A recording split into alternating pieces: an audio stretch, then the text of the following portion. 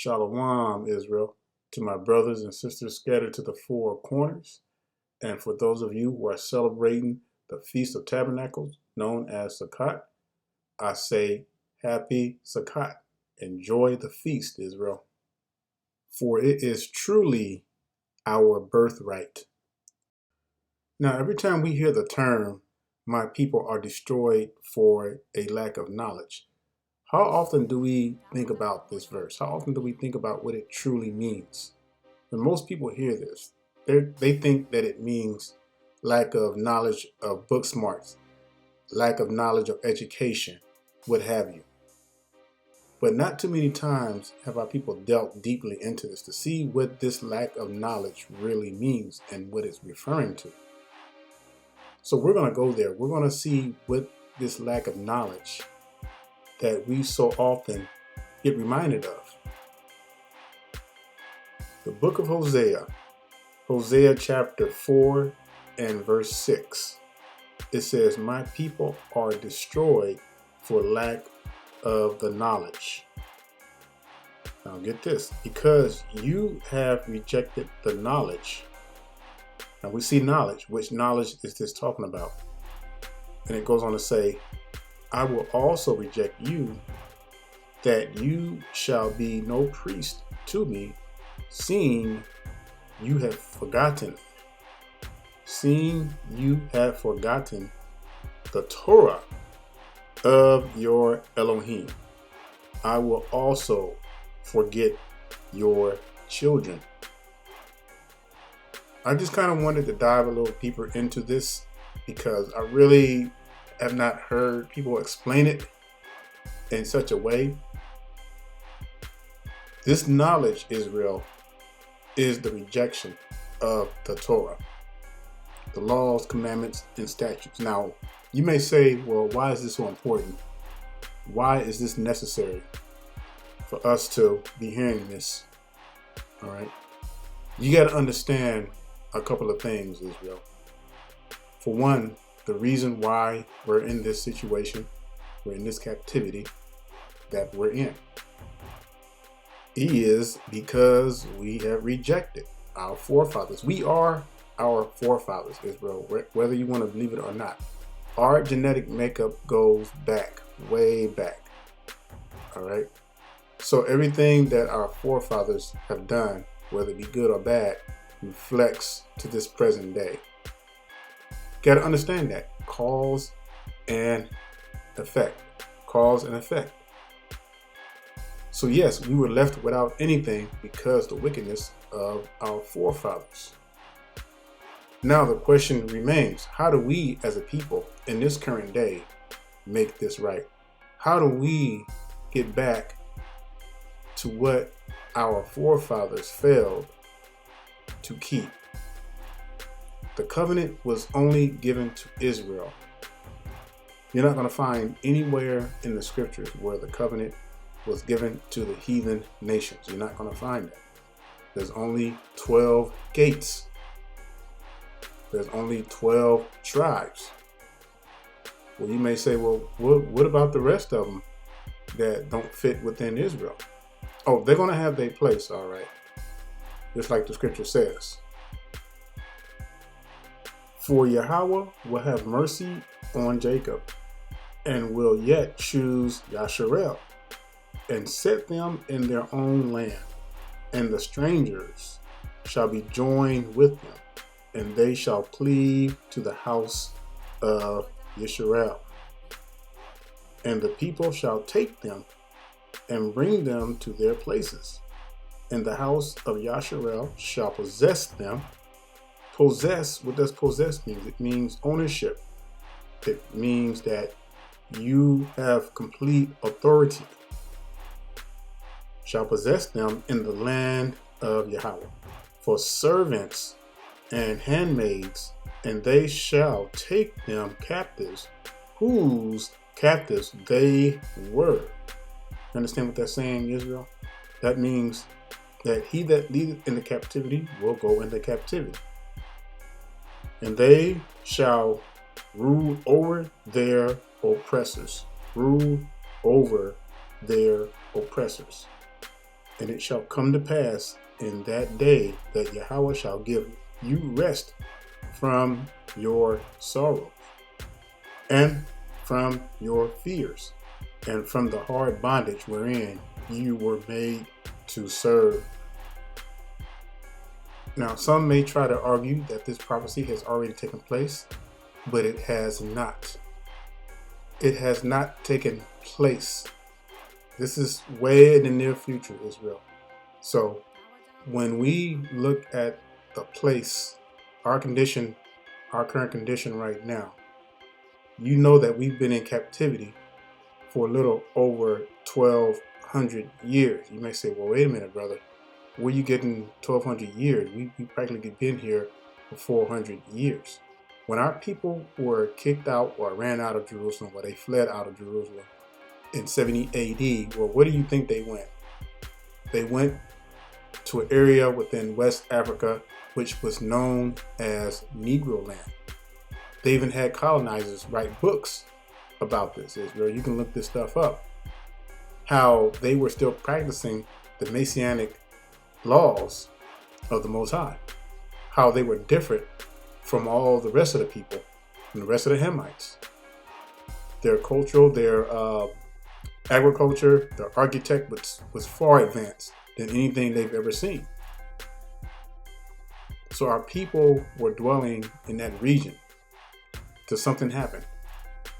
See, most of our people forget about this special, unique slave trade that began in the mid 7th century. That was sometime around the mid 600s, Israel.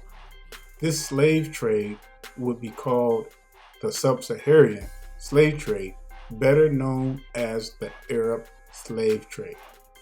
Israel, I want you to hear me out. This would mark the beginning.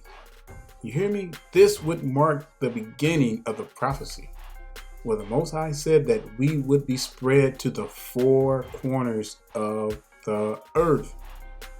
Prior to this, Israel, we were not spread to the four corners of the earth. And here are some of the routes that were involved with the sub-Saharan slave trade. Yes, we were spread out to these regions, all the way to India, China. Guess who built the Great Wall of China? See, that's the problem, Israel. The heathens hide the facts, but we don't dig, because everything is documented. But we don't bother to even dig closely and deeper into this rabbit hole. All right, our people didn't just come on the shores and start slavery in 1609, Israel. That's a bunch of baloney. Our people were enslaved in the mid 600s, which began the Arab slave trade and marked the beginning of our people being spread to the four corners of the earth. And then you know what came after that? The transatlantic slave trade came right off the back of the Arab slave trade. And you already know those routes. It's simple math, Israel. If you calculate somewhere around 650 when the sub-Saharan trade supposedly began until roughly 1856, somewhere around there, when supposedly Lincoln, you know when I say supposedly, claimed to free the slaves, but we wasn't free, Israel, because we were not given money, we were not given land, we were not given our rights. All right, so that's a whole another issue. But if you do the math, you got somewhere a little bit over 1,200 years of captivity, Israel. That is insane. That is insane.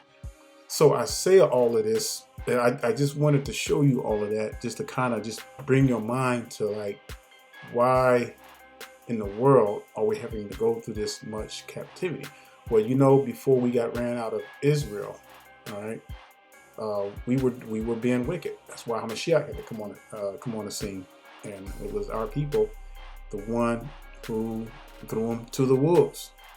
All right. So Israel is just exciting because that sub-Saharan marked the beginning of prophecy of what the Most High said in His Word, that we would be scattered to the four corners, because prior to that, we were not scattered to the four corners. So that just tells you how true and awesome the Word is. All right. Israel, when I say that we have paid for our forefathers' wickedness, there is nothing that comes short of profound. When I say that, we have definitely suffered for the sake of our wicked forefathers and paid a heavy price. But here's some encouraging news, Israel. Even though we are as backwards as the backwoods right now with our people, there is a group, a small group of people, and the Most High said that it would be a small group of people that would turn back to his laws, commandments, and statutes. Now, it would be nice. It would be hella nice if all our people, just imagine what, United States, roughly 40 million, and then that's not to include our brothers and sisters scattered to the four corners, as I explained to you earlier. Just imagine if 30% of us across the four corners just started keeping the commandments. Imagine the power. See, Israel, one thing I've learned over the years is that you cannot deny the power of the Most High.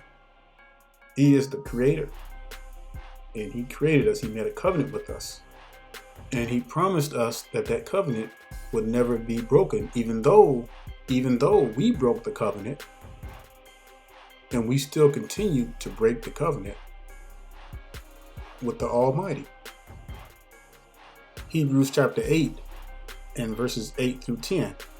For finding fault with them, he says, behold, the days come, says Yahweh, when I will make a renewed covenant.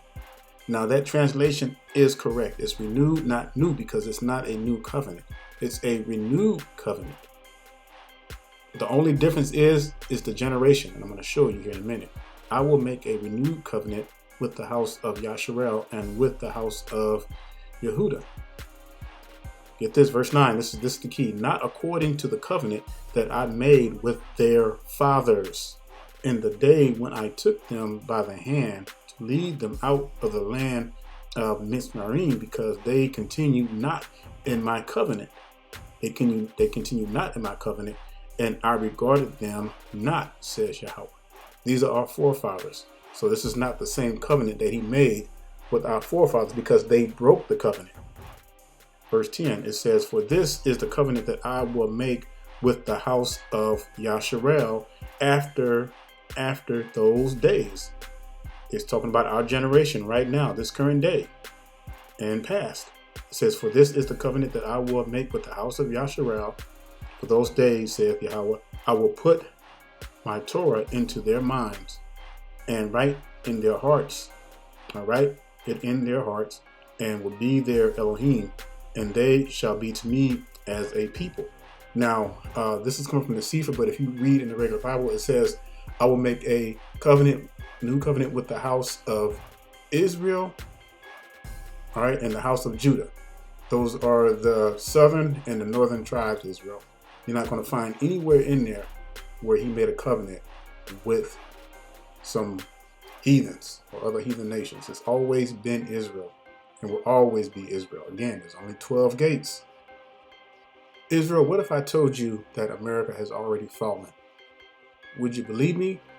Or would you just go back to continuing trying to live this so-called American dream? You know, our people, what's so sad is that so many of our people love being bathed in the stench of Christianity, which has deceived our people to the point of almost no return. All right, but we know that the Spirit is working. Look around you, Israel. This place has already fallen. If you're looking for some American dream, if you're looking to set up your kingdom on this place, it's just going to be destroyed. All right? I'm not saying you can't live, but you got to think, Israel. Look what's going on around us. Everything that's happening is happening because of the covenant that he has made with the house of Judah and with the house of Israel. Now, I'm going to share something with you. If you notice, all right, and I guarantee you, every so-called black person in America has heard of this awakening, whether they rejected it or accepted it. But I guarantee you, every single so-called black person in the United States of America has heard of the Hebrew Israelites or whatever it's termed. All right, I guarantee you, Israel. See, this is the way the Spirit is working, and I'm seeing this now. We're not talking about now. We're not even. We're just scratching the surface. We're not even talking about the rest of our brothers and sisters scattered to the four corners and all these other different regions of the earth. Think about it, Israel. Do you think that this is coincidence? Do you think that this is just some fly by night kind of awakening? No, Israel, we are being restored back to the covenant like the Most High promised. But we got to get off our wicked butts. And we have to make this right, Israel. If we don't make this right, many of our people are going to be destroyed, which they are going to be destroyed. But for those who have a listening heart and open eyes, it's time to act, Israel. It's time to get those fringes on. It's time to keep these feast days. It's time to get in those scriptures. It's time to let our heritage shine like never before. It's time for the foolishness to stop, Israel. All the Pookies and the Ray Rays got to go. All the harlots got to go, Israel. Point blank. You can't have that. It's messing up our people. And the Most High is not playing, Israel. He's getting ready to do some damage like we've never seen before. It says in Peter that judgment will begin at the house of Israel, Yasharel. You know why, Israel? Because we are the Most High's chosen people. Who do you think he's going to chastise? The heathens are done. The other nations are finished.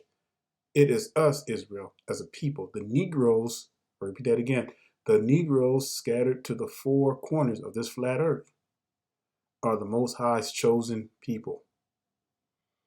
And these other nations are starting to rage and they're becoming mad as hell, Israel. You know why? Because the truth is starting to come out. There's only so much time that these Khazars can continue to cry out anti-Semitism. That stuff is played out, Israel. It's going to be played out like an old bag. So guess what? It's time to get serious, Israel. It's time to get back to these laws, commandments, and statutes, because what I'm realizing is that the more we get back to these laws, commandments, and statutes, the more destruction I'm beginning to see upon the heathen nations. And I'm going to tell you, they're going to do everything in their power to keep us from keeping the laws, Israel. They're doing that right now. What do you think they're doing? Why do you think they're flooding everything with immigrants and everything? Because they are trying to replace Israel. But I don't think they got the memo. They cannot replace Israel, never replace Israel. Yeah, they can wipe out the Native Americans, they can wipe out all those, but they cannot wipe out Israel. Even though the Native Americans were dark-skinned people, were black people, but they cannot wipe out Israel. I don't know if y'all realizing that. I don't know if y'all realize that or not. No one can replace Israel. So with that being said, Israel, the third of us that remain, the Most High is going to take us through the fire. That's right. The third of us that remains, he is going to take us through the fire. So put on your seatbelts because it's getting ready to be a rough ride. So with that being said, Israel, I say shalom and stay strong and enjoy the week of the Feast of Tabernacles.